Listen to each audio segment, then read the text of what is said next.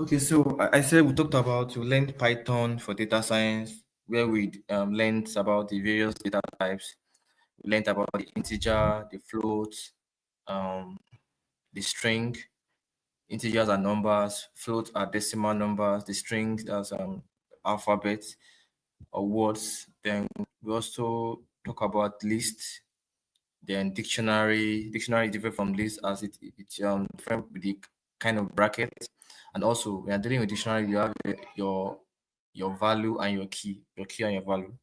Then we went ahead talk about arrays, where we went to the NumPy library. I told you guys why we use NumPy is in the numerical library, the pandas for data manipulations. Then we went to talk about how to write a function. I explained why you need to learn how to write a function, the use of a function, so you don't have to keep rewriting your code each time. If you write a function that solve a particular problem, you just need to call the function name in your program, in your code, and it's going to run wherever the function is being written. The function is written very as long as it's still in the same environment, you can call the function and it's going to work. Then we linked I told you guys, I think we went straight to EDA. Um why we do EDA, there's exploratory data analysis. I explained that as a data analyst or a data scientist, your primary role is that you are giving recommendations to stakeholders. You are giving recommendations to business owners, to founders. So it's very important that whatever you are giving them, you are sure of it and you're not giving wrong recommendation. Because what you tell them to do could either allow them to make more money, profit, or it could result to them making losses. So, and one of the ways to make sure that you are giving the right recommendation is to follow the correct EDA processes. Make sure that where you are getting your data from, make sure that you are checking your data quality. You are making sure that you don't have missing data. You are checking for outliers. I mean, you're checking for duplicates. So that's I explained all of that in I think last class or last two classes. Then we also went about how to import your data set. Like I said, when you start working with real life environment, I mean, in a real organization where they need a data analyst, you'll be working with you have to import your data either from cloud databases. It's possible you might be working, you might have to download your data from, let's say for instance, AWS S3 or maybe MongoDB or DynamoDB or wherever their database is stored. So most of the time, you are going to importing your data from somewhere. So that's when we talked about the pandas data frame. I taught you guys how to import, why you need to always convert your data into a data frame, so you can um so it can be like the way Excel is, in a format that is very readable and easy to understand, simple to read as well. Yeah. So after that, then we started working with a lot of we started doing live coding, where we did more of practical class. So I showed you guys the difference between lists, dictionary. We use a particular data frame. Please excuse me.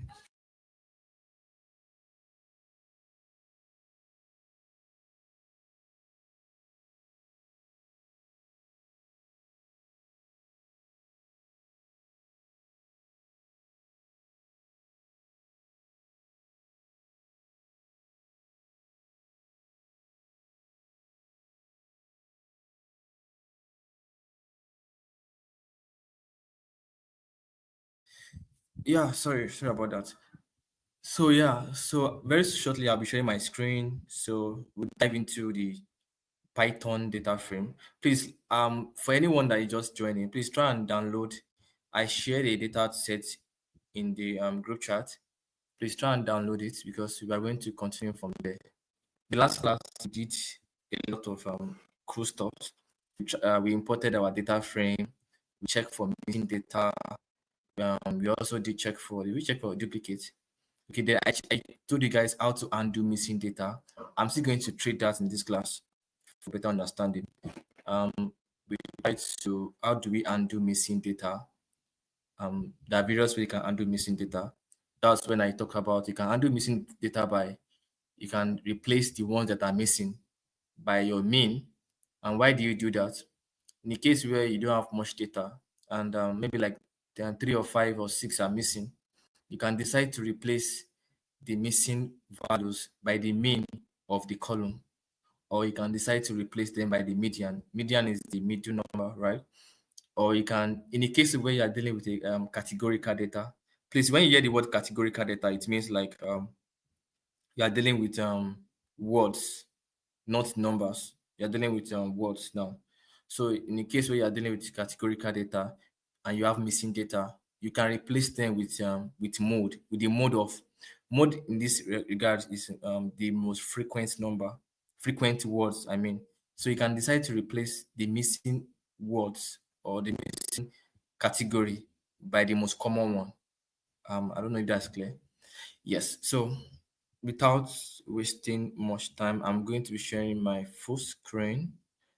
Then,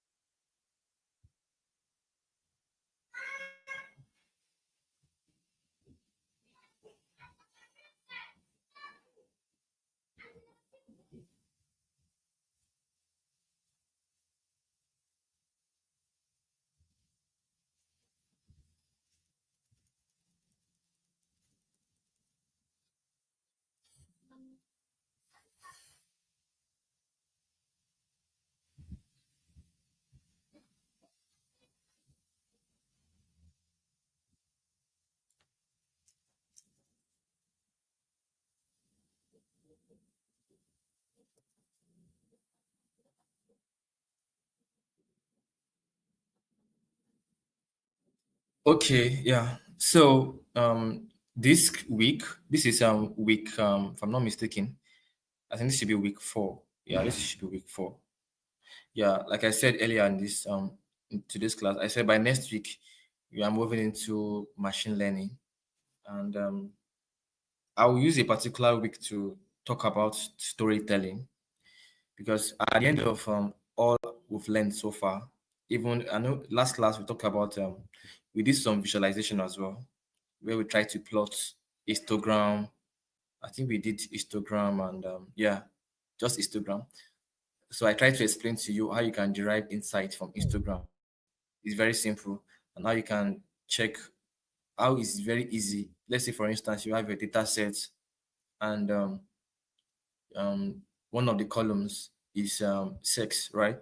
And now your boss now asks you, in the past 6 months, how many female customers have we had, or how many male customers? So it's something where you can just quickly check using your histogram to count. This, let me just open that. I think we did that.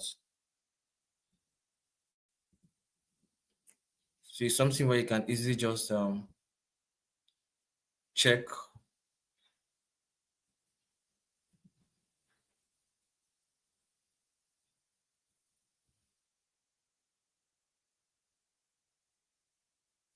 Okay, I thought I plotted something about sex.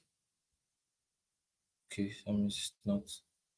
But anyway, so in a case where your boss just come and ask you, okay, can you tell me about um how many females we have, customers we have in the last 6 months, or male we have in the last 6 months, is something where you can easily just plot a graph like this, and it's going to show you female and male. Then you can easily just say, you know what, this is we have about 5,000 males, or we have about 2,000 females. So these are how you can extract insight from your visualization. By the end of all our stuff, hopefully time permits us, we'll do a project together from scratch. So you see how I'm able to extract informations, how I'll write a report at the end of the whole analysis, and how it will make sense to the stakeholders that okay, this person even though we don't understand all the technical jargons he's saying, but it's able to bring it out to a simpler way for us to understand. Yeah. So this is I believe everyone can see my slide, my screen. I'm currently in my Jupyter environment, just trying to go through everything we did in the last class. So I think I should start from here. This is uh, where we try to import the telecommunication customer data set. I think I explained to you guys what churn means. Churn means um, ability to retain a customer.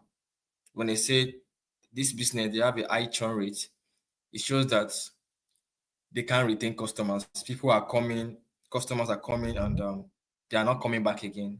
So that's one of the problems you will face as a data analyst. These are one of the common issues you face. If it's not you trying to solve, try to recommend solution why a business is having a high churn rate, is probably you're trying to build a model to predict fraudulent transaction, or you're trying to predict customers who are worthy of to be given loans to, or you're trying to just extract information, tell a founder that okay, in the last 6 months you have actually made loss. Okay, in the last 6 months, most of our customers have come from the north. And so I think we should do some strategic marketing towards the west because we're not getting more customers from the west. So these are the ways you'll be extracting informations from the kind of data sets you are working with. Mind you, why I say kind, because you cannot be expecting to get the location where your customers are coming from if it is not given in your data. You understand? So the kind of data you have determines the kind of insight you can derive from it. So if you are working as a data analyst in a company and you meet the data engineers for your data, it's very important that you know the kind of data that you need. So you don't just say, okay, give me data.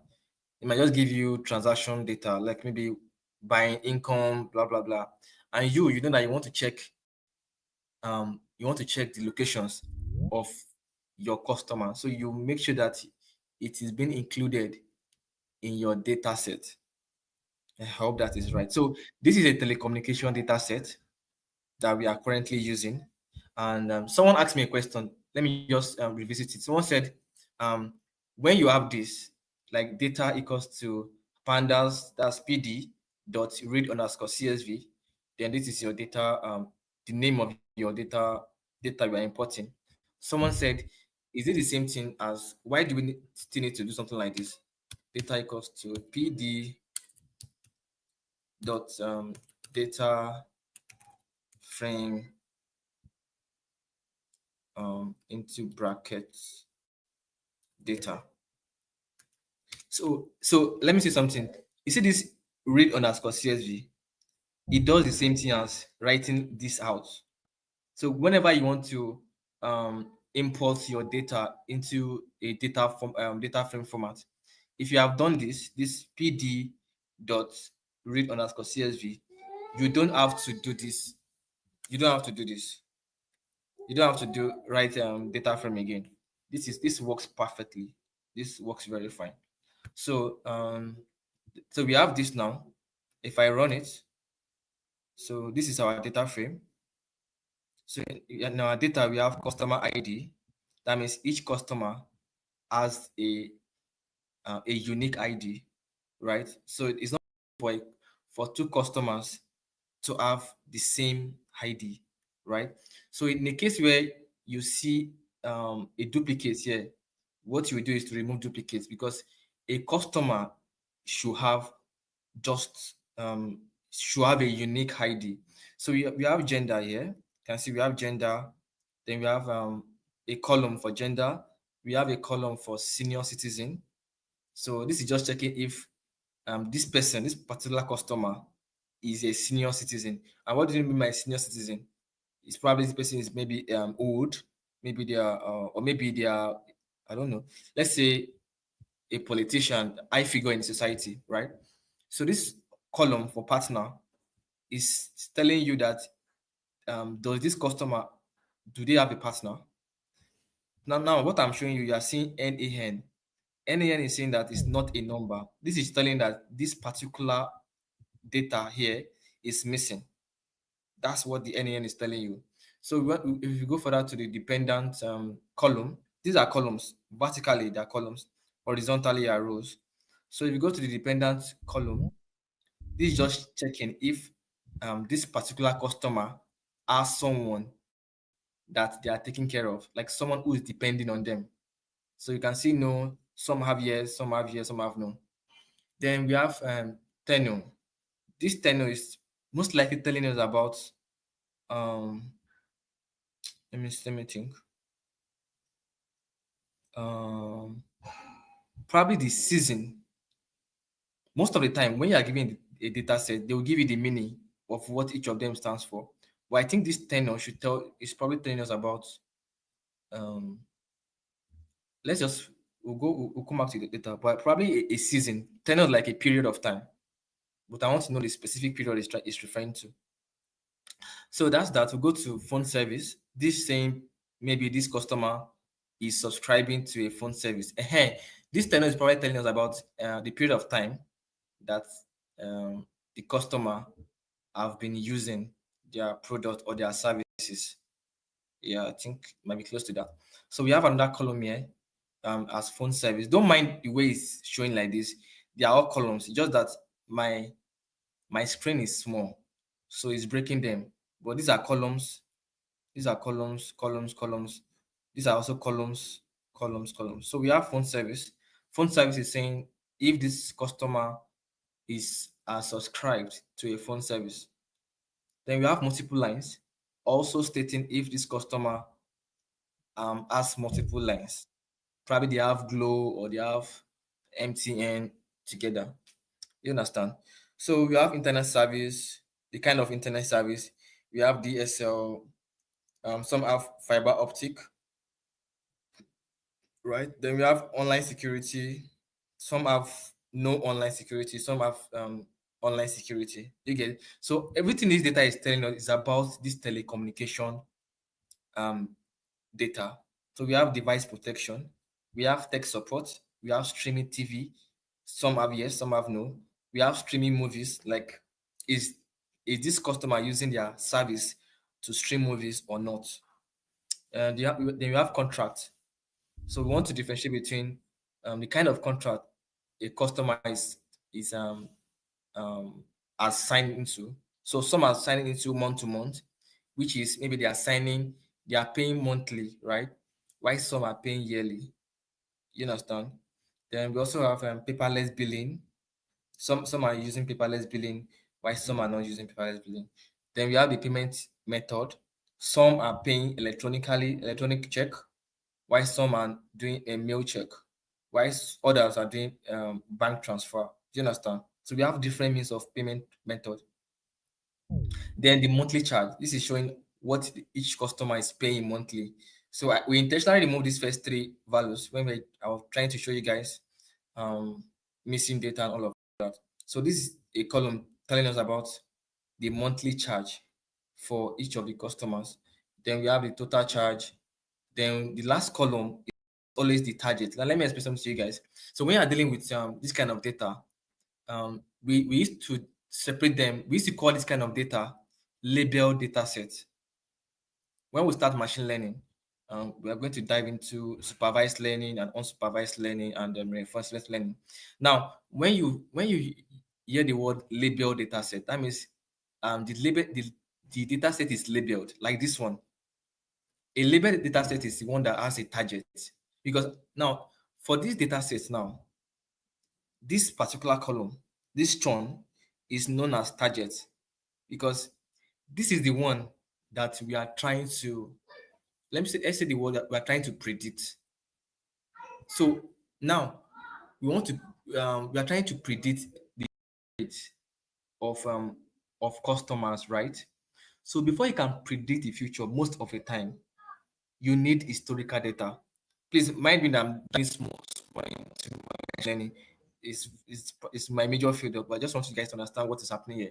So before you can predict what happen, in future, most of the time you need to know what has happened before your phone weather forecast can predict if there will be rain tomorrow.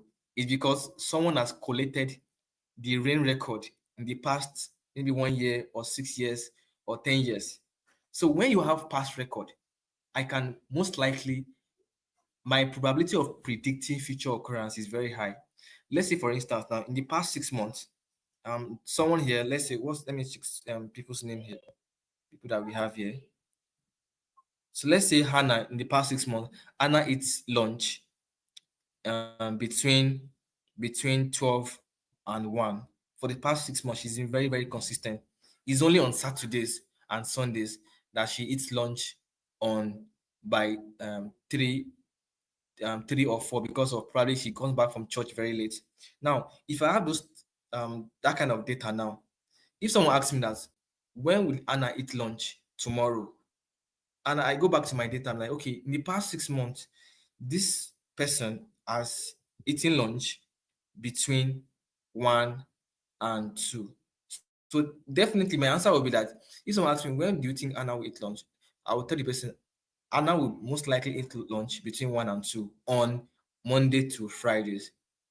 And if for instance they ask me, okay, what of on Sunday? Then I'll say between 2 and 3.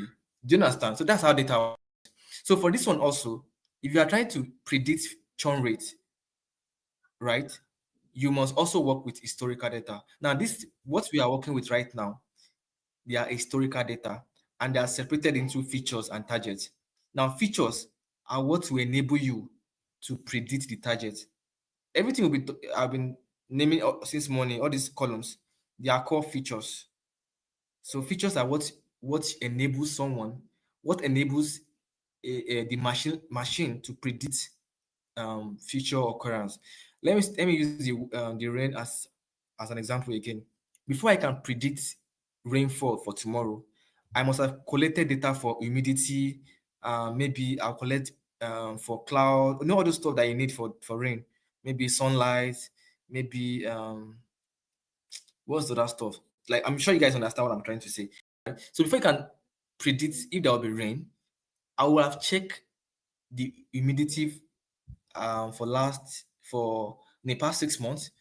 I mean, my data set will have column for humidity. I'll have a column for maybe sunlight. I'll have a column for different things that are related to rain. So that's the same thing with this one.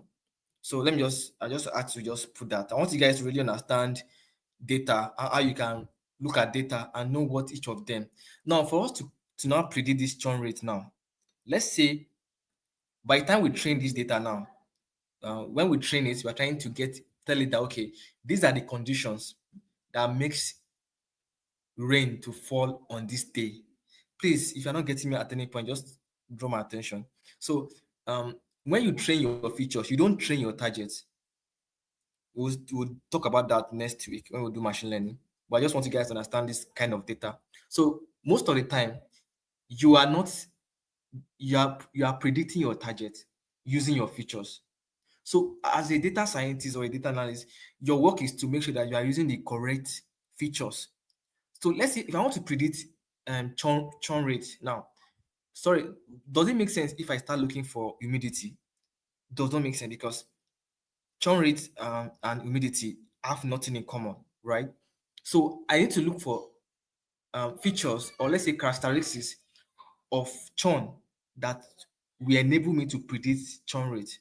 So and everything that we have here, for instance, by the time we train this particular data set now, we can decide to use all the features, right, to train, then later we'll predict. And yeah, let me just say that. I just have to just bring that up. Not to convince you guys, but this is what you are most likely are going to be working with in the long run.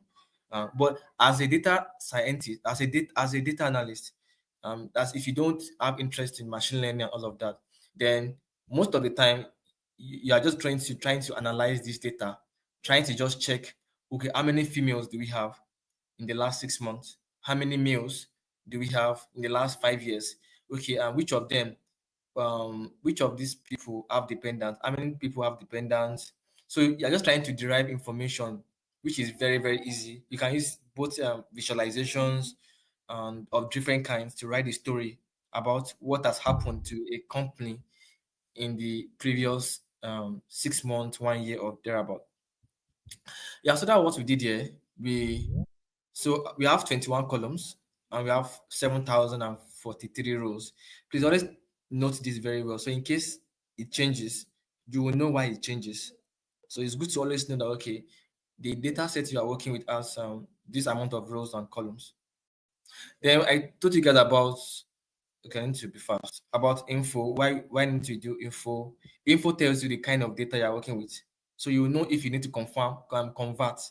If we are working with your monthly charges, and for instance, I'm seeing string here, I'm seeing object. Obviously, I have to convert it. You understand? So that's very important for you. Very important for you to know the type of data you are working with. You can be seeing numbers, your columns, and the type is not int. You have to convert it because the machine will not understand what you are saying if you don't make sure that the data set, the data type is really aligned with what you want to do. Yeah, so I also talk about describe, why we need to do describe. Describe gives you this kind of stuff. Mean is the average, standard deviation like spread.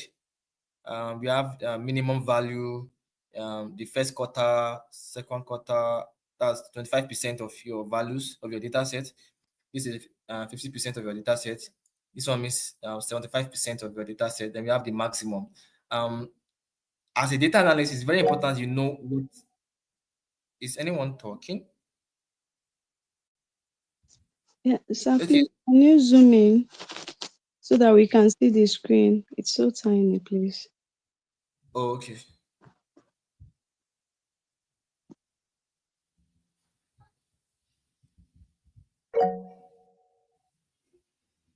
Okay. So I was saying that as a data analyst, it's very important that you know um all of this stuff. Like you know what a mean stands for. You know, is someone talking again? Mean is sound. Okay, it's very important that you know what mean stands for and what you can use a mean for. For instance, now, if I want to know the average of people that the average age of people that are currently in this class, I can decide to be like, okay, what are the ages of everyone here, and we add all of them together, and I will divide it by the number of occupants that we have here. So we can, at the end of the day, I can, if probably the coordinator asks me that, what is the average age of people that attended your class? I can be like, okay, the average age is 24. That's my mean. That's the mean.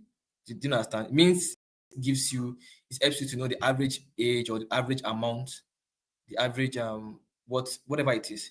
Then we have standard deviation. Standard deviation is like a spread. It tells you how far your values are to the mean or not. It tells you how far it is. That's just the word. Maybe by the time we do a real life stuff, then we might be able to explain it better. Then we have minimum. Minimum is just the minimum value. So for instance now, when we did our describe, if you notice, it's only giving us three columns because these are the columns that are integers or floats. Basically, these are columns that are numbers. So you cannot use describe to check for categorical columns. It won't even answer you. So describe is only used for numbers, right? Because you are checking for mean standard deviation. You cannot check standard deviation for what they call it, for words, right? You can only check standard deviation for numbers. So here now we have a minimum value. Minimum value is, for this one is 18.25. So they can ask you at work. So what is the minimum value, the minimum amount that people are subscribing? Don't forget, this is a telecommunication data set. So imagine they ask you what is the minimum amount a customer subscribed in the last 6 months. So when you do this, you already know that okay, the minimum value is $18.25 or pounds or naira. Um, this one is, you are saying you are checking for 25% of your data. So now I'm saying 25% of my data of this one is zero. 25% of my data for tenure is 9. 25% of my data for monthly charges is 35.5, and so on and so forth. Then we have maximum value as well. You can the same way they ask you for minimum value, you can be asked for the maximum value as well. Good. So let's move forward. So I also talk about how to check for missing data.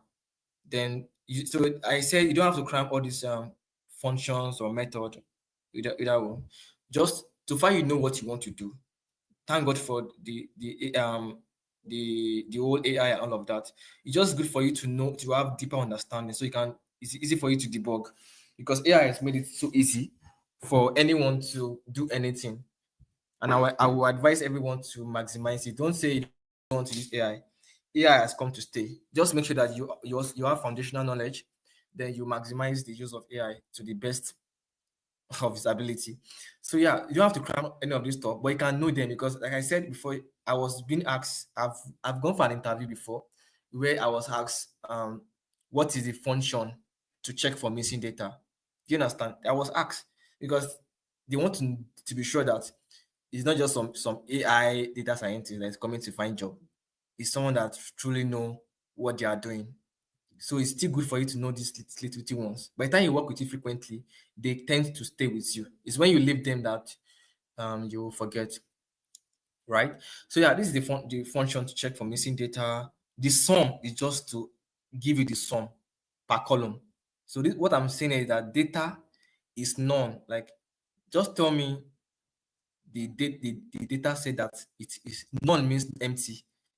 Just tell me the data set. I say data dot is none dot sum, then sum it for me per column. So for this column now, it's telling me that I don't have any missing data set here. For this column, it's saying that I don't have any missing data set here. For senior citizen, it's saying that I don't. For the partner column, it's saying yes, I do. That I really do. So I need to do something about it. For multiple lines, it's telling me I have two, in fact. For payment method, it said I have two as well. Then for monthly charges, it said I have three. So it will give you, imagine you don't have time because you are dealing with millions of data sets. You don't have time to start going through all of them. But when you just do this, after you've imported your data set, you just do it, pam, pam, pam, you already know, okay, oh, this is the columns where I have to work on, right? Yeah. So I also we did about how to plot histogram. So we plotted our monthly charges, and this gives us a very nice visualization. Now, from this now, you can agree with him that you can see that the x-axis is our monthly charges, while the y-axis is your frequency. Frequency means the amount of time this your x-axis is occurring. Now, for this one, we have 20 here, we have 40 here. This is telling that 20 is the highest frequency, which means people we have more of people paying $20 in our data set. Do you get? So we have about 1,600 customers that their monthly charges is $20. This is what this histogram is telling you. At the same time, this is the lowest. It's telling you that I have between this 20 and 40. What is between 20 and 40? We have about 30, let's say around 30, 30, 35. Now, we can tell our stakeholders that um, about 200 customers, right, pay about 30 to $35 monthly. Do you understand? So this gives you can easily know the highest and the lowest, and you can derive information. What you are doing now is what they call you are deriving information from data set. As simple as it is, you are deriving information from your data set, because now you already know that, okay, this telecommunication data, most of their customers, they are paying $20. You get? Yeah. So okay. Then I also, okay, I love this. But this is where I was telling you guys about when we are talking about univariate analysis. I say univariate analysis when you're comparing between a certain column, when you're trying to compare, most importantly, you're trying to check for the categorical data. Now, if you go back to our data set, we have a column for dependent, right? I mentioned it. Now, dependent, we have both no and yes. Now, for instance, if you want to know how many people don't have dependent, will you now start counting? No, you cannot count. So instead, you can easily just use um, your count plot, and just count it. So this gives you the number, and this particular count plot is gotten from this library, Seaborn. So you can easily just know, okay, from our data set, the number of customers that do not have dependents is almost about 5,000, or let's say 4,900 customers do not have dependents. And in the same data set, about 2,000 customers have data sets, right? Awesome. So let's move on. So where did we, okay, I've explained. I hope everybody is clear. So let's move on to this class. Today's class is still me talking about what I just finished talking about. So, which is awesome. So today's class, we I plan to talk about, the topic is data cleaning and pre-processing. So why do you do data cleaning? It's just similar to the EDA I've been talking about. You have to clean your data. You cannot use a dirty data, because most of the time, the kind of data they might give to you might not be clean most of the time. Maybe something happened while they were collating the data. A lot of things can happen. So you might have missing data. So that's why I decided to just make a topic itself for data cleaning and pre-processing. So our learning objectives, as I usually do, is to clean and pre-process real-world data, understand core statistical concepts, work with distribution, probabilities, perform. Okay, I'm still going to. I hope that we get to this point today, Sha, because um, I added these topics to it, this part where we are seeing distribution. Usually, I shouldn't have talked about it at all, but I feel like it's important, most especially if you don't have any background in computer science. When you start going for interviews, you will be asked this kind of questions as well. Um, okay, so let's move to the next slide. So this slide, I say, what are the common data issues? So the common data you will face missing values, you will face duplicates, you will face inconsistent formatting. Like I was telling you about, like some, imagine in a certain column, I have some data that is string, some are in integers. It does not make sense.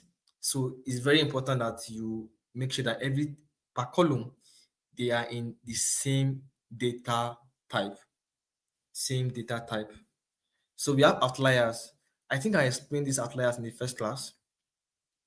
Outliers is when, imagine if now, um, like this telecommunication data set now, if now most people now they are paying $20, $50, yeah, at least the highest is like $100.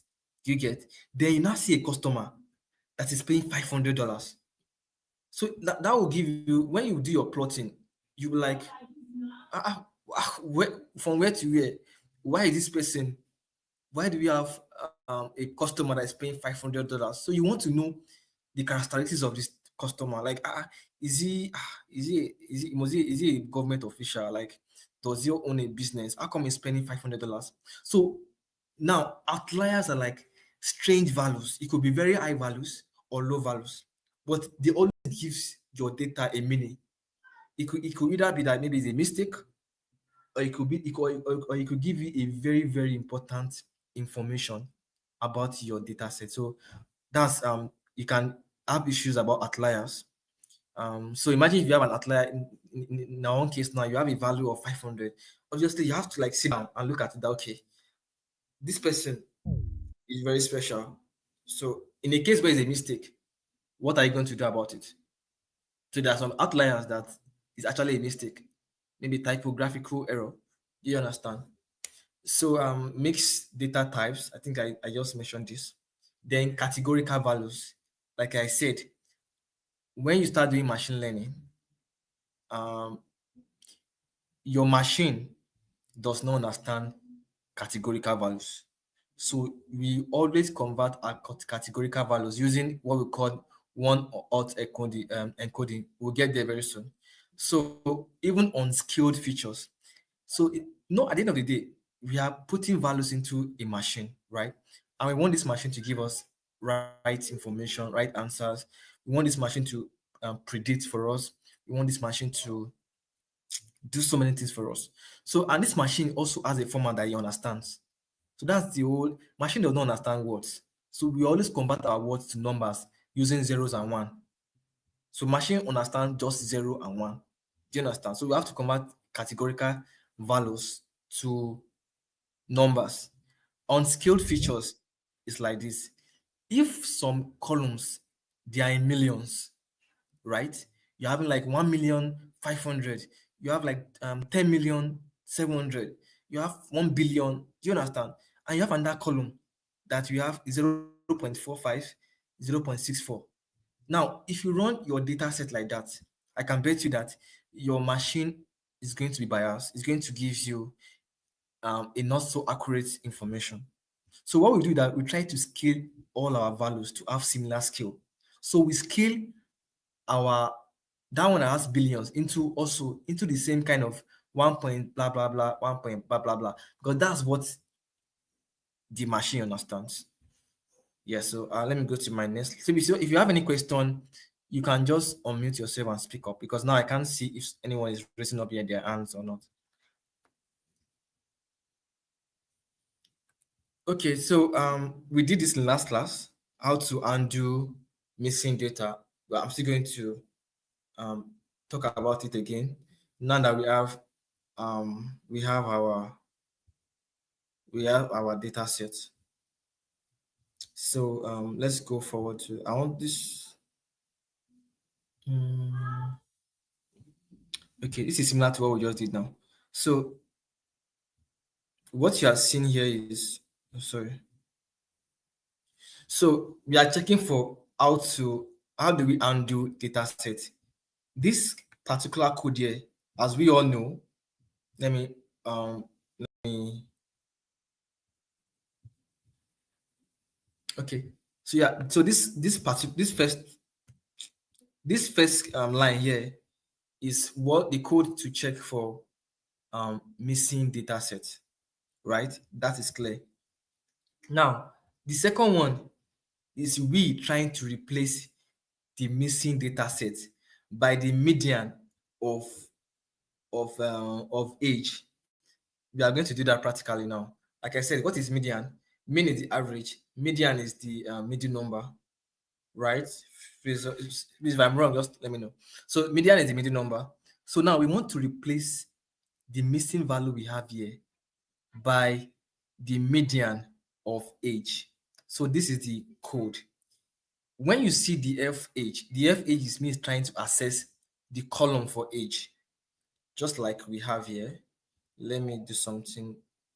Don't know what so if I say something like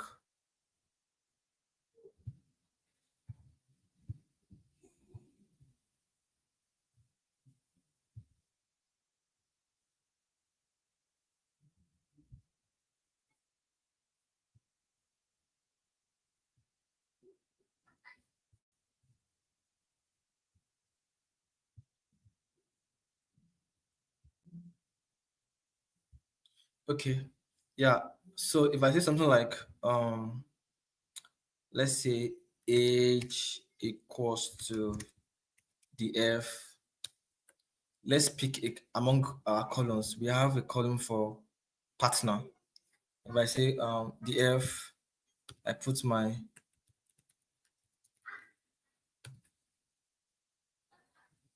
I must make sure that my data is stored in the F. I think our data is stored in data. So we have to be very consistent. Yeah, our data is stored in data. So I must use data. So instead of the F. So if I run this now, then I print out. Okay, let me print it out. If I print it out, print age. So yeah, so this command, this data square brackets, is you trying to extract this particular column for partner, right? That's clear. So the next code, we are saying, okay, now we are saying this particular column. Do you understand? I'm saying this particular column, fill the missing values. That's what is fill NA is, the meaning of what it does.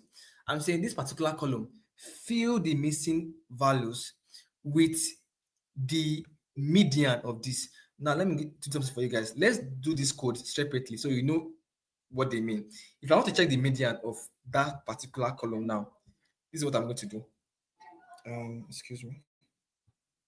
So I can say um, data, data, two brackets, partner dot median, median, right? If I run this now, so I'm coming. Let me. We have error. Cannot convert to numeric. Okay, that's good. That's because I'm checking for median, and this particular column is a categorical column. So let's do for monthly charges. I think we have monthly charges as well. Monthly charges. I think monthly charges is numerical. Let me confirm the name very well. Monthly charges.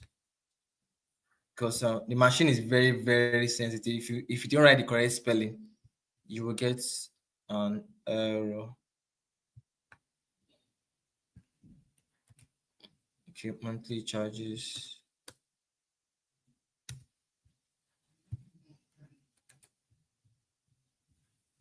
Okay, can you see now? So I check for monthly the median for monthly charges, and it's telling me that the median for monthly charges is 70.35. Now, can you see? I'm trying to just break down this code to you guys. Why am I showing this one? I'm trying to break down this code to you guys. The first one is I'm trying to get my columns. I'm saying fill the missing values by the median that we did there, the median of the age column. In our own case, the median of the monthly charges. Please, are we clear? If you are not clear, just let me know. So that's one way of handling missing values. You can also replace missing values by now. Let's try the full code now. Let's say for instance now we have, let me copy it and bring it here. Now if I put the full code here now, in our case, we want to is the monthly charges we are dealing with. Monthly charges. Then we want to also calculate the median, the median of monthly charges. So this code is saying that for monthly charges, fill the missing values with the median of monthly charges. So that's what we decided to do here. So if we do that now, it's going to work and it's going to run. Sorry, I used DF instead of data.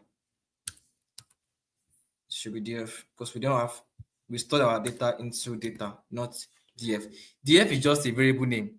I can decide to name it Anna. Can decide to name it anybody's name, Chini or whatever name it is. So don't get it confused that. Okay. So it has worked now. It has worked. The bill will change.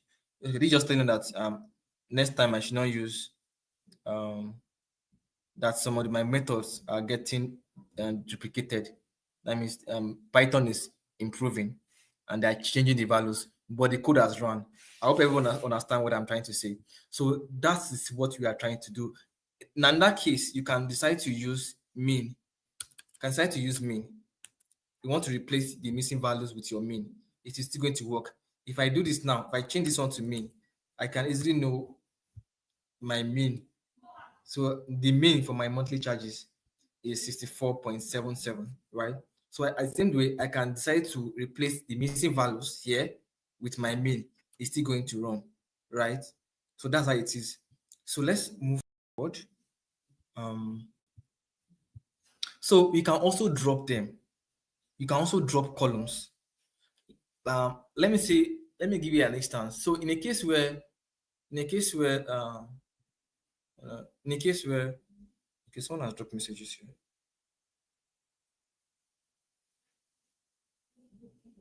Oh, sorry. I'm not using a very large system like that, so I'm not seeing your messages now. That's why my screen is. But I'll try and remember to always zoom my screen.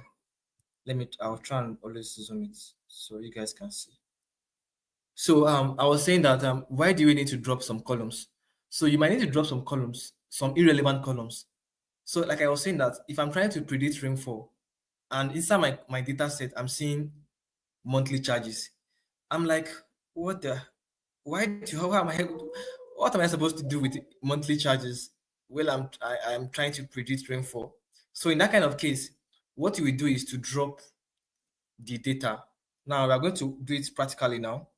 You see that you can drop any you can drop any column you want using this function here. So if I come here now and I drop this is data, should be data dot drop, then column, what's the column name? Let's assume I want to drop, let's look for a column that is not relevant here. Let's say I want to drop I want to drop tech support, right? Let's say I want to drop tech support. So that's the name. Look at the name very well. You can decide to copy it so you don't you get the right name for it. So I can just come here and just put it here.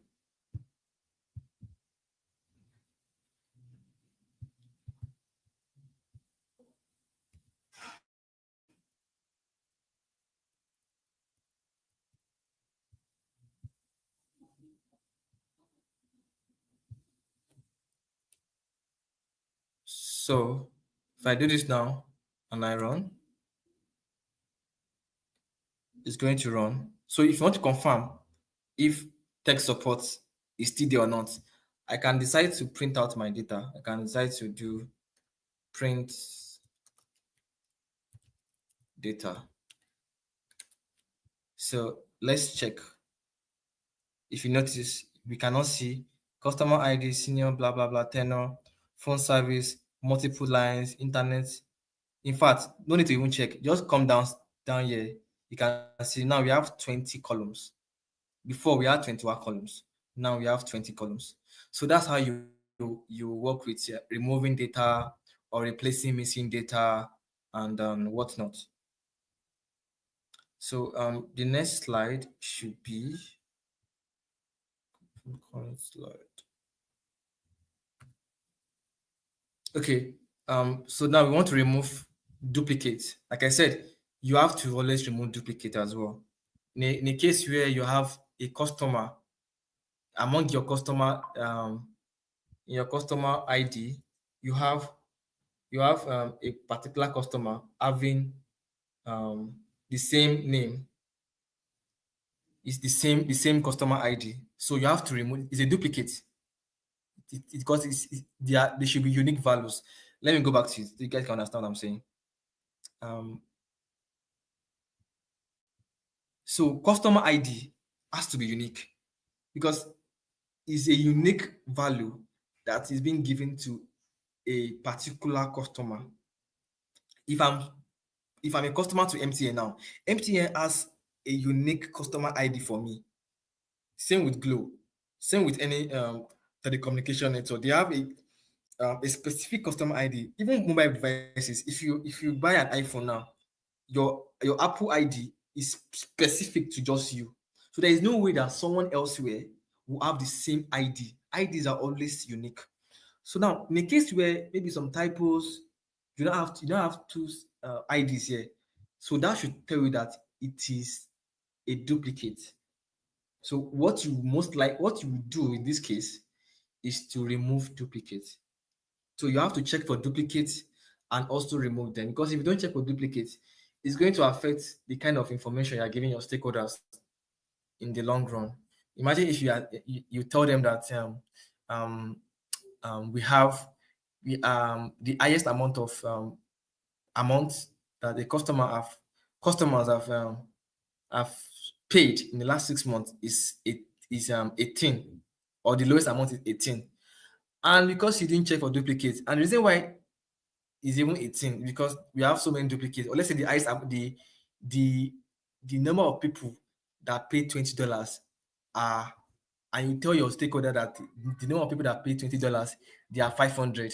With confidence, you're like, yes, 500 customers paid $20 in the last 3 months. Whereas you have duplicates of about 100. So by the time you remove those duplicates, who knows, maybe $20 might not be the one that most people paid. Maybe it's even $18. Do you understand?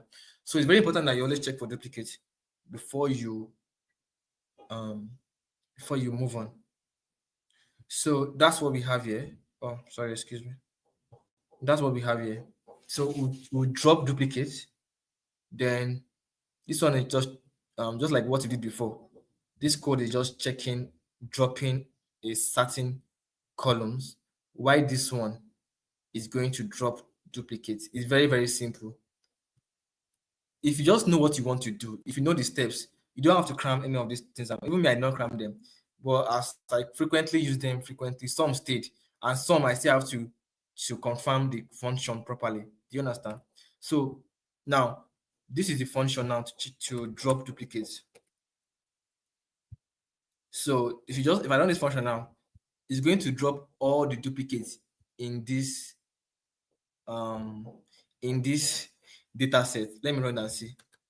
So if I want to see, let me just check my data now after running that. So obviously our data set still remains. So we still have about 7,043 rows and 20 columns. Why do we have that? Because we don't have duplicates. We don't have duplicates in our data set. That's why our values are not changed, except the fact that we dropped a certain column before. We dropped the tech support column. If not, we have about 21 columns from the onset. Let's move on. We are actually far behind, but at least I feel like everybody's following me. Yeah, so now let's go to encoding categorical variables. I explained to you guys why we do that. I explained to you guys why we do the encoding categorical variables. I think in the next class, I will look for a data, a nice data for us to just work on. Maybe we'll clean the data sets, we'll do some pie charts, some histogram, we'll do from box plots, just to work as a data analyst, because now we are gradually moving away from data analyst.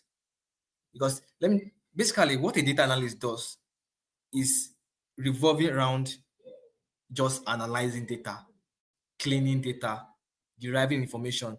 Maybe this one is high, this one is low. Oh, this is the amount that we made in the last six months. This is the amount that we made last month, and um this is where our customers are coming from. We have more customers in Abuja. We have less customers in Lagos. So it's important for us to make strategic marketing in Lagos. Do you understand? So that's what a a data analyst does. They don't involve themselves with machine learning. In fact, they stop where they whatever involves you saying you want to predict care, you want to do some anything. So in fact, I can tell you that if you are in this call and you just want to be a data analyst, like you have all the information you have already, maybe you just need to work on a project there. So you see a live project from beginning to scratch on how a data analyst work. But now, if you have interest in learning more on how you can help your stakeholders, then it's very important for you to know all of this stuff. Because the reason why you are actually encoding your categorical variables is because you do machine learning. If I have no interest in doing machine learning, I don't need to encode my categorical variables. Do you understand? Because when you start doing machine learning, you're now working with different algorithms, different models, right? And these algorithms, they only understand numbers. They only understand um, numbers. That's just the word. So the reason why you can go on. You can go on. So, like the link for last week, was it posted? You said? I'm not. The link for last week's study, I know you mentioned going back to YouTube, but what about the link to get to that Please, can you particular speak training? louder? I can't hear you clearly. Okay, sorry, can you hear me now? I'm asking the link for last week's training, was it shared? Because Yeah, I don't. it's on YouTube. Like just go to the I think Inspire Hope Initiative. Like you see all the Oh, videos there for data track. okay, all Yes. right, that's fine. Thank you. Yeah, yeah. Yeah. So I was explaining to you guys that why do we need to do encode? I'm trying to convert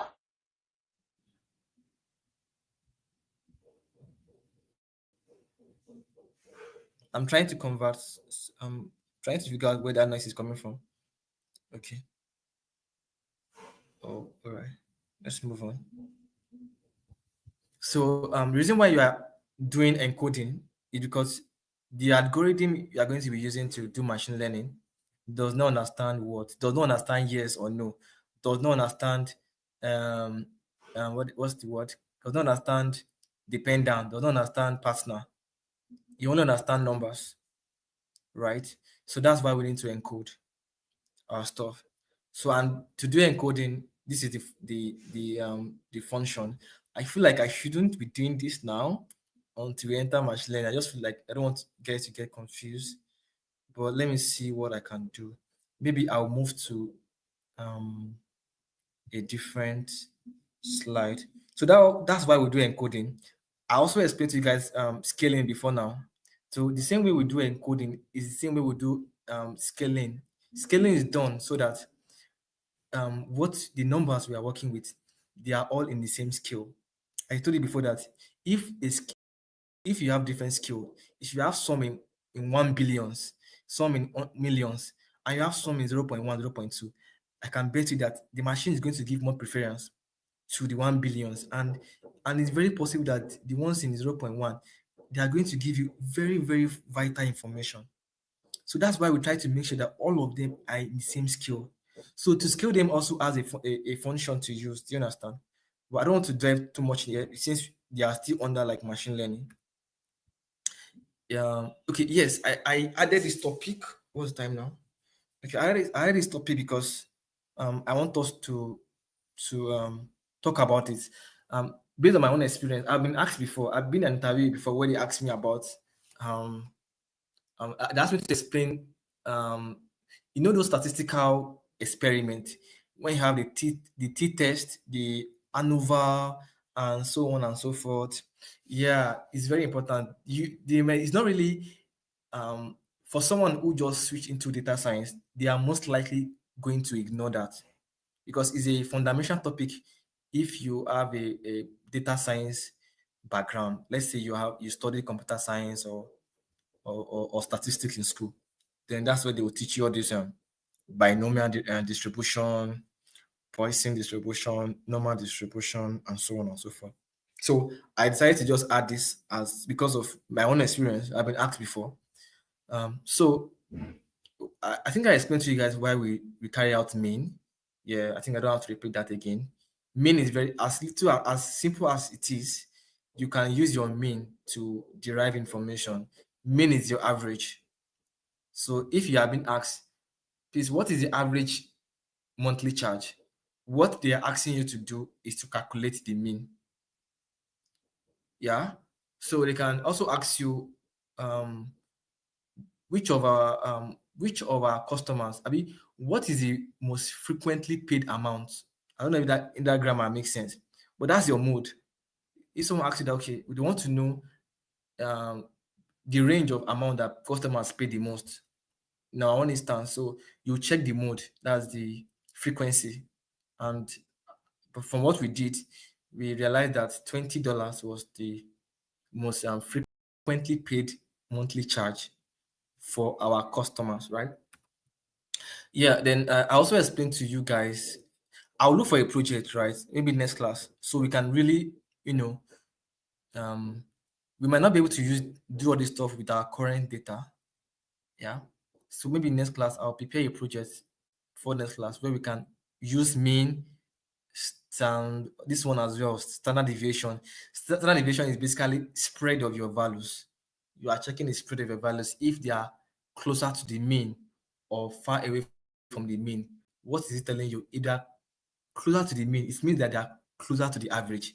So if you have a very low standard deviation, what is just telling you that this value, that means your values are closer to the mean.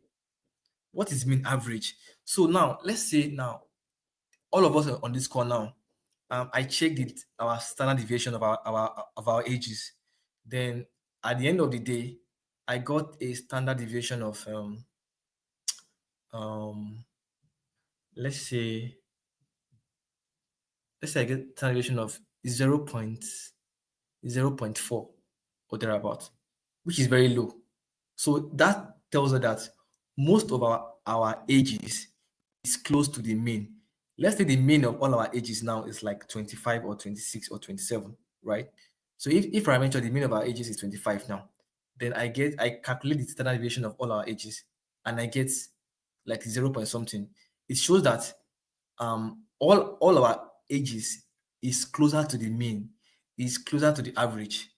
But if, for instance, I do standard deviation and I get high values, I'm getting values of maybe 1 point something, it shows that we have people that probably are older and their age is not closer to the average age. You know, it's possible for average age to be 25, and you can have someone who is like, let's say 35, for instance. Do you understand? So it's very possible. So the fact that an average age is um 25 does not mean that everybody is around 25.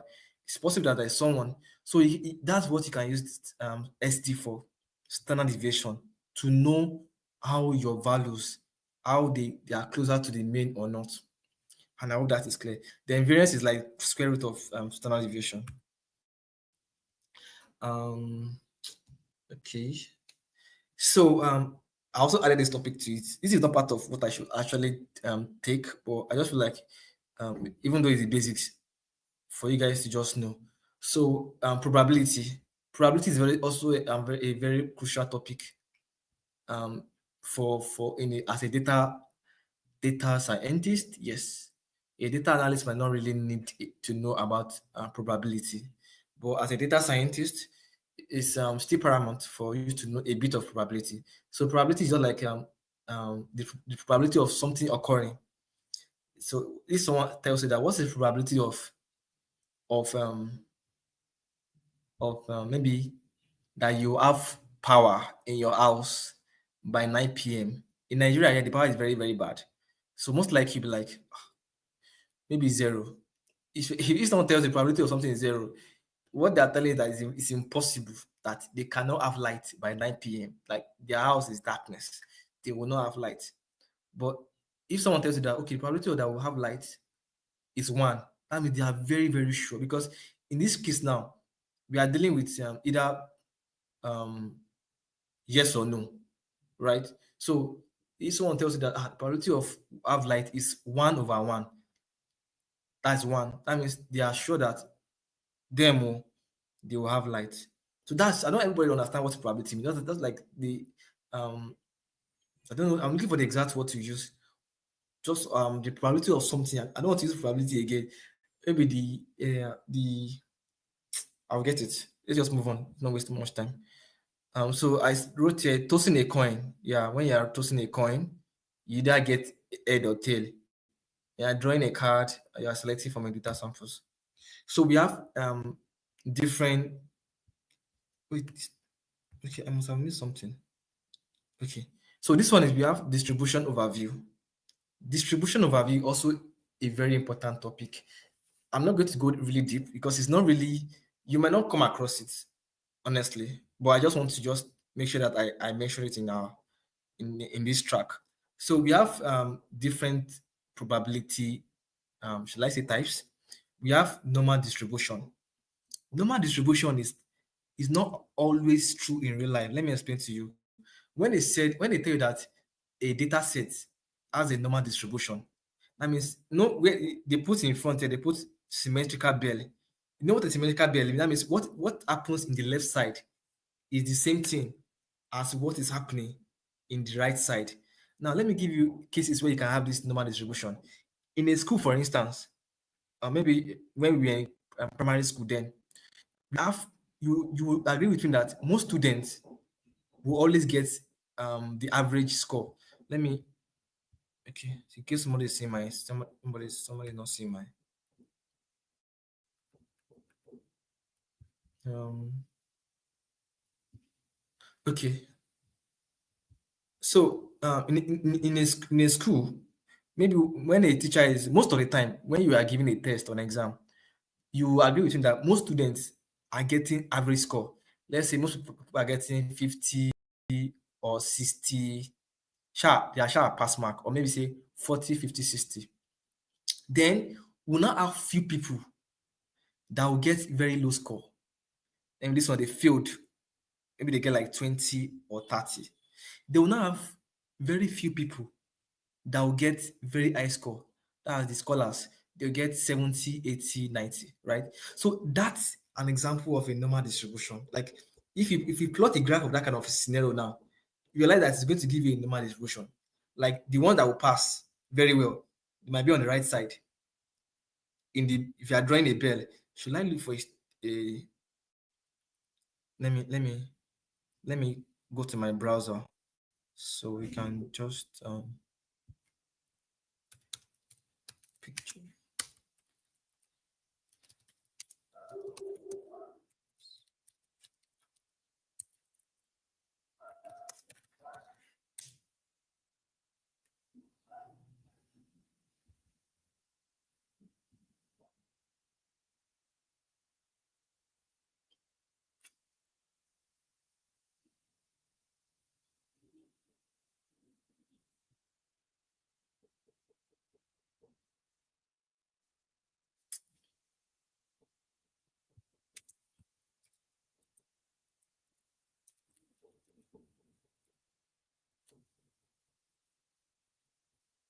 Okay.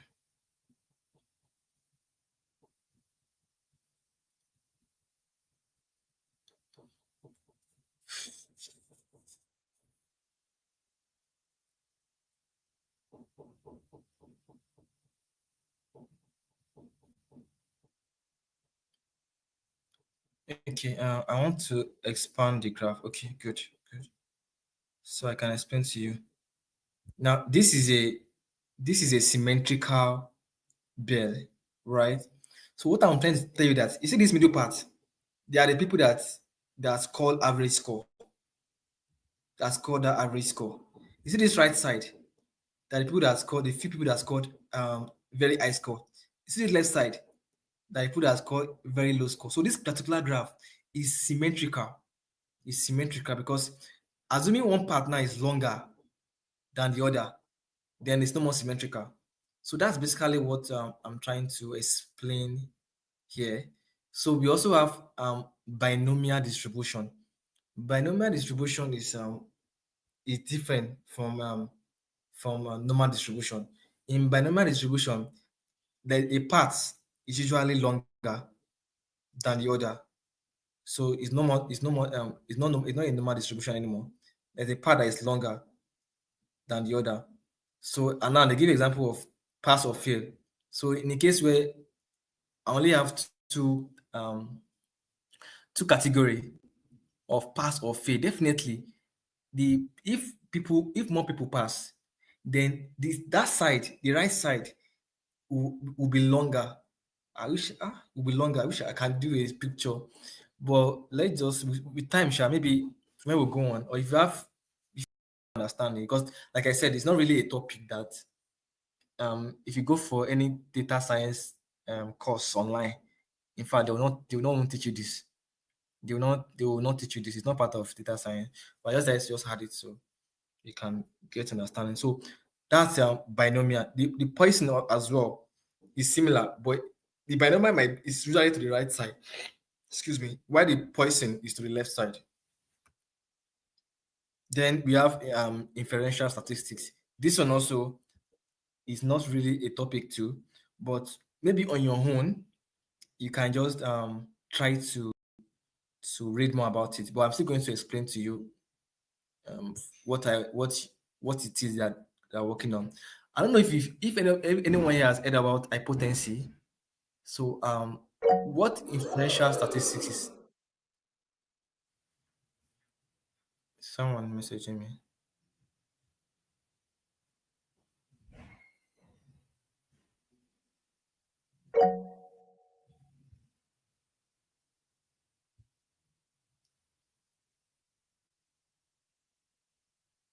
Okay, please, do you have any question? You can go on if you have a question. Hello. Yeah, hi. So please, can we get the slides after? Is it possible? Oh yes, yes. I've been sharing the slides, so you can even find the from first week to third week on your group chat. Share this as well. Okay, okay. Yeah, Thank you. you're welcome. So we'll round up the class very soon, so I can allow you guys to digest. But just prepare that from next week we are going into real business. So I was trying to explain what inferential statistics means. Is I don't know if you've heard of about hypotency before. In the case where, let me give an example. Let me look for the perfect example to explain this. So if someone comes to meet you now and says that they tell you that okay, let's say if I'm a seller, right? I'm currently, let's say I'm selling my laptop for $20. I sell laptops. Then and I raise up an hypothesis and said, after I made some strategic marketing, okay, let's say my monthly profit on laptop sales is $20. Then that's a fact, right? Then and I raised an hypothesis and said, after we made some strategic marketing, my monthly profit for marketing increased to $30. Now, this is what we know as hypothesis. Now, if someone comes and tell you that, you as a data analyst, as a data scientist, you're like, okay, what you just said, okay, well, I need to confirm, I need to check. Can you give me the data? So you call HO, and what we call H1.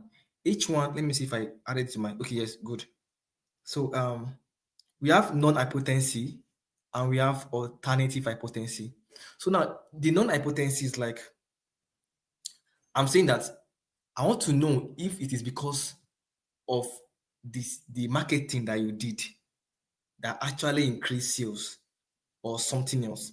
So that's what inferential statistics is all about, or let's say the whole hypothesis stuff is all about. So I want to make sure that okay, this thing that you are raising, that is okay. You said you are making $20 monthly, but now because of this month you started advertising on Jumia, then your sales, you're not making $35. Now you have said that fine, but me as a data analyst or data, I'm working with numbers. I'm not just working with your own superstition or what you think it is. So I want to know, okay, I want to see if there is a relationship between what you did that resulted to your increase in sales or not. So that's why we have non-hypotency. So now, how do you, there is a formula, there is a function to check for hypotency. That's why you use your t-test or your chi-square or your ANOVA. T-square is between two values. You are comparing between um, two variables, while ANOVA or chi-square is you are comparing between three or more variables or groups. That's just a basic difference. So now, in this case now, so when you raise such a I don't want to when you raise such statement, right? So I'm requesting for data and I'm not checking. So I'm going to check my I'm going to carry out my test. We'll do a class, maybe that next class when we are doing the data analysis, we'll test it.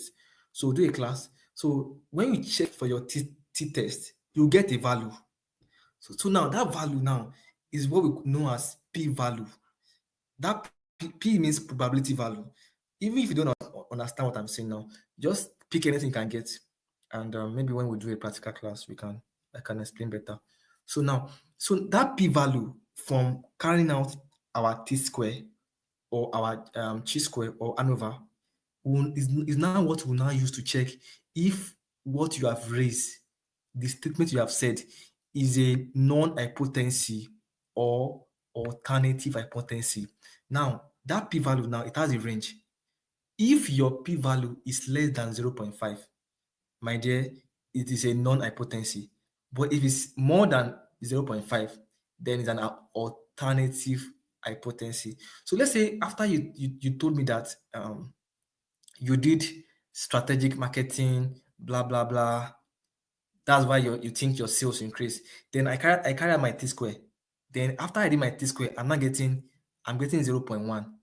So as a data analyst, I'll come and tell you that, okay, fine, your sales have increased, but you did not have this amount of sales profit because you did marketing, because you increased your marketing. Something has happened. So I hope everyone understand that. Let's say, for instance, I got a p-value of 0.6. Then I'll say truly what you did was the reason why you had um, this increase in sales, right? So that's all about hypothesis testing. That the basic is bigger than that. Yeah. So this graph I should have given you guys last week, right? So I just added it to this class. So I is a table for the use cases of different visualization. So I said histogram is to check the distribution of values.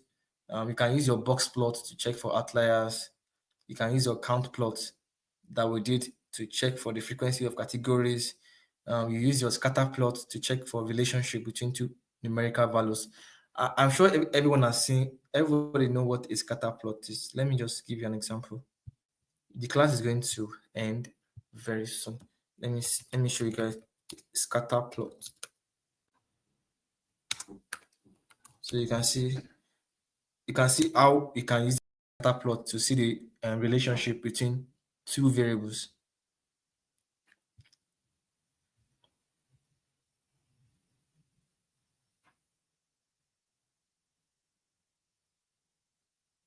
Look for the one that is very good. So most of the time when you are using a scatter plot, let's say now the way we have churn, awesome, awesome. In fact, I love this. This is perfect example for me to use. So the way we have churn here now, if I want to see the relationship between this, I want to check the relationship between phone service and churn, I can use scatter plot, and it's going to plot it. So I will know if phone service has a significant effect on churn. Do you guys understand? So that's how you can easily use scatter plots. It's for checking the relationship between two variables. We are going to do examples of that next class as well because our time is already fast spent. So let me see this one has finished uploading. I want to just show you guys an example.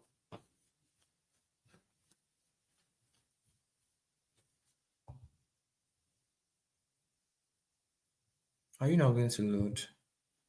Okay.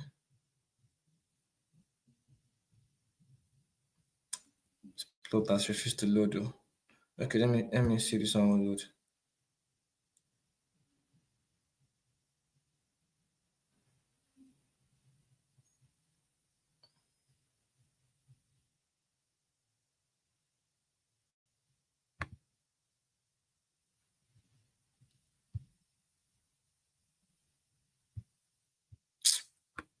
look at this one. It's not clear. Um, okay, let me just see if you guys can manage it like that. So you might not see very well, but scatter plot are like point, point, point, point, point. So now it's going to tell you that if you see a value here now, like where I'm putting my arrow, it's telling you that at this value here, this variable is I. Let's say for instance now, like this part is our month, our churn. I wish I have an example of a scatter plot. Or should we plot one? Let me see if you can plot one. Please hold on.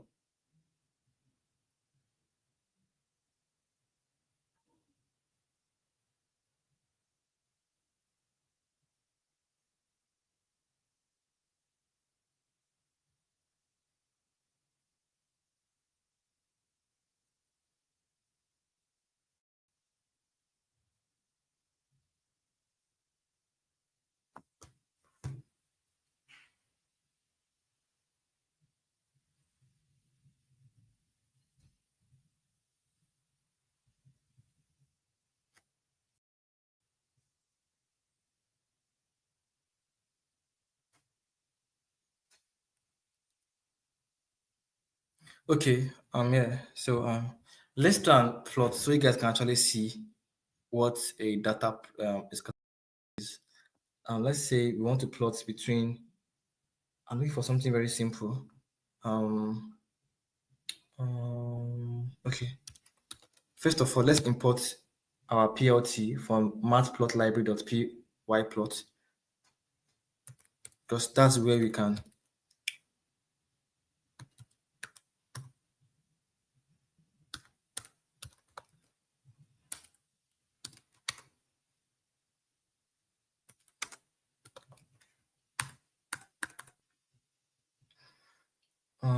Let me see if we can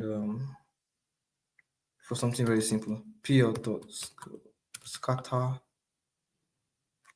into brackets data.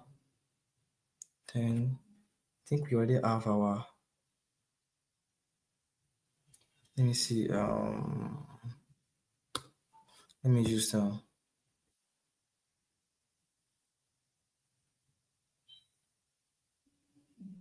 data. Let's say we want to compare between. Let's say our churn, right? Then the one on the y-axis. Let's say we want to compare between churn and let's say monthly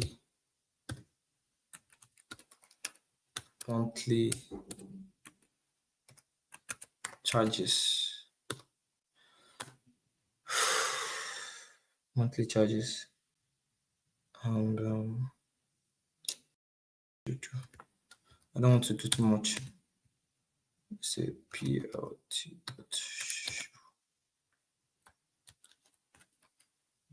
Let me see that we do. See.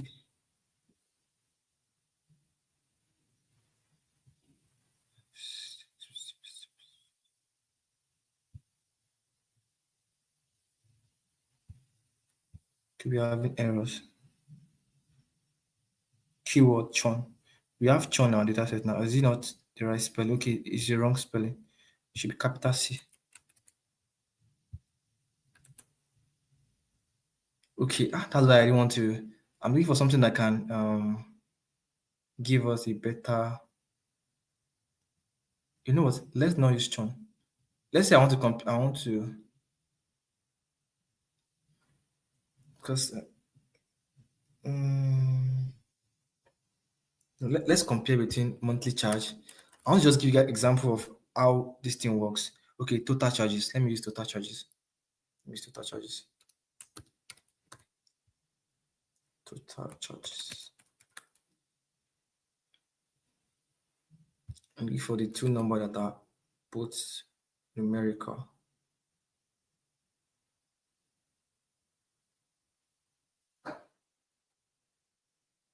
It's taking so much to load. To plot.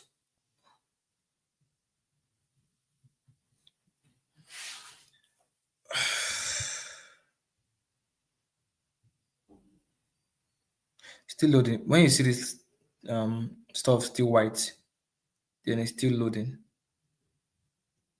I shouldn't take so much time to load. I just want to give an example of how you can compare, you can use data frame to your scatter plot to compare between two variables to show you that okay, why this one is going high, this one is going low. Why this one is going low, this one is going high.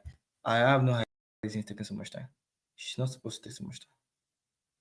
Total charges and monthly charges. Okay, what's happening?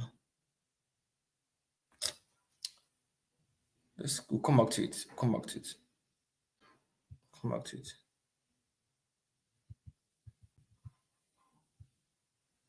Okay. Yeah, so let me just let's round off because our time is in next class. So basically what I wanted to show you guys is like in scatter plot, there is always the part that is going high and one part is going low. So it's going to tell you that let's say now the way I'm trying to plot the one for data total charges and monthly charges, I will see that maybe as my monthly charges is increasing, my total charges is also increasing. You get, so it can give me that. And at that instance, it can tell me that maybe as my monthly charges is increasing, um, maybe my school fees is decreasing. So basically, it will give you a pictorial view of what is going on between two variables. That is what scatter plot does.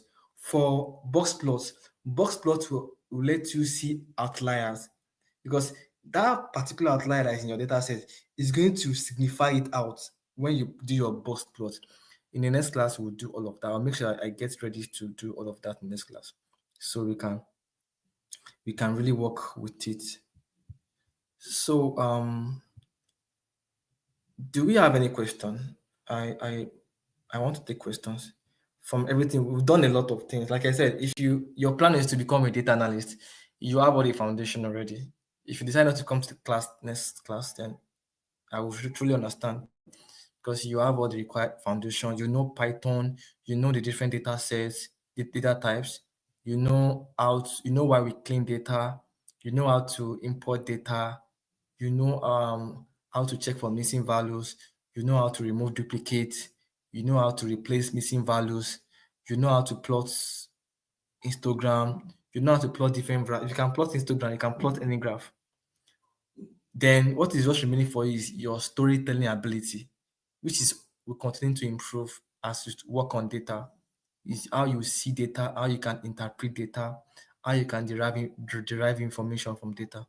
So please, if you have any question, just unmute yourself and speak up so I can take questions before we end the class.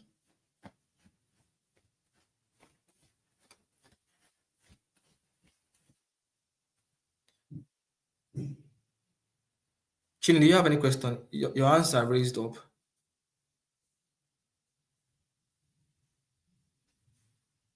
Oh, sorry, that must be a mistake. Sorry. Oh, okay, no problem. Okay, Chini, you have a question. You can go on. No, I don't have any question. Sorry. Okay. I'm going to send the slide to group chat after this. Um, I will also send okay, maybe I will send the file, the Python file to you guys. So just try it out. If you don't try it, you will not really know if you know it. Data science is very simple. It's very at the same time it's very wild. You have to, if you really want to be in this field, then you have to keep up the space. Like you have to do a lot of personal work on your own because the space is improving. Now we are in the stage where we are building what do you call it, RAG applications. They are building chat box. The machine now understands words. They're now using ChatGPT with RAG applications to build amazing stuff. So if you're just starting out, there's a lot for you to do with it, unless you are just want to limit yourself.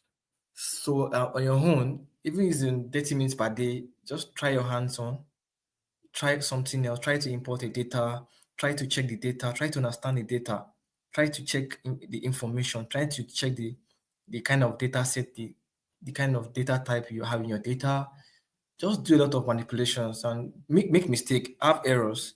If you don't get errors, then you're not actually working. It's those errors that will help you to improve and to do a lot of stuff.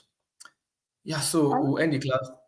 Anita, Sorry, please, the function, the list of functions you said you will share with us. the what? List of functions The list of in functions. the last two classes, you did mention that Okay, you will share, yeah, so that it okay, will be easier for us to know what to okay, include. okay. I will do that. I forgot. I'll prepare Okay. that. Most like my schedules are always very tight. Like I usually, it's a sacrifice.